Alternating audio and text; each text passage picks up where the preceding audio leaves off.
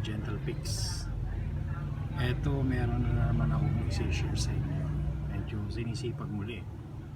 So ito, kondisyon naman to, saktong naglilinis kasi tayo ngayon ng electric fan.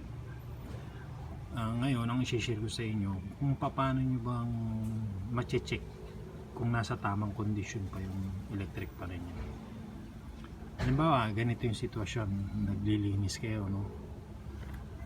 Pagdating dito sa shafting na to, kasi kailangan alam nyo rin to para malaman nyo na okay pa, hindi pa kailangan i-maintenance o ano man ang dapat pang gawin. At least alam nyo na nasa kondisyon pa yung electric fan nyo. Ito kasi yung shafting nya, no, mga ka-Gentle Fix.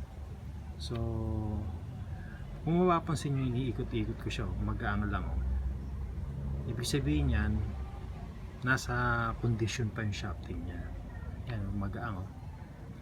Wala siyang, hindi lumalaban. Ayan, umiikot ng pusa. Ayan, yun.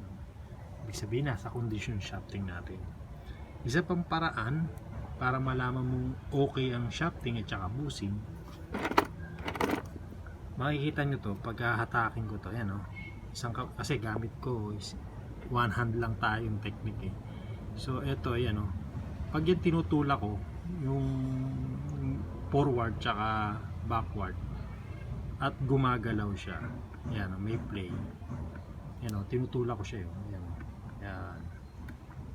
Ibig sabihin yan, yung ganyang clearance, okay na okay yan.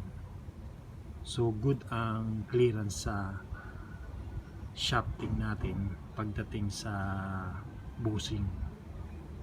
So kasi may washer yan tsaka busing. So good na good yan mga ka-Gentle Fix. Ngayon, ang isa ko pang kasi yung iba sinasabi kailangan ng palitan ng busing. Dalawa kasi busing yung dito sa harapan at saka doon sa likod. Ngayon ma-check nyo siya pag halimbawang ganito ang ikot niya, maayos kung sira talaga ang busing. Pag halimbawang inangat nyo to taas pa ba, ayan, pag may naramdaman kayong play, yan, yung itataas mo to, taas mo pa, yan. Pag may nakaramdam ka ng malaking play, yan, ibig sabihin doon na nagkakaproblema yung busing natin. O kaya makikita mo rin niya sa physical. Makikita mo siya pag halimbawa ang busing mo, ito kasi yung busing, ayan, makikita niyo, ayan, pag yan may awang na, ay ngayon wala, ayan, maayos siya. So makikita mo walang alog, ayan, walang alog. May alog man, napakakonti lang, makapal pa yung hibla ng buo.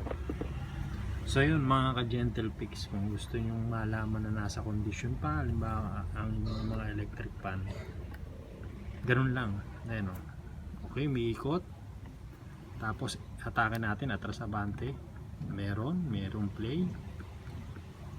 Pag may play na ganyan, ibig sabihin nasa kondisyon pa. Tapos iangat natin, taas baba, wala naman. So yun lang mga ka-Gentle Fix, na-share ko lang sa inyo. So ito, good na good pa to, walang kaproblema. Yun lang mga ka-Gentle Fix, bye bye.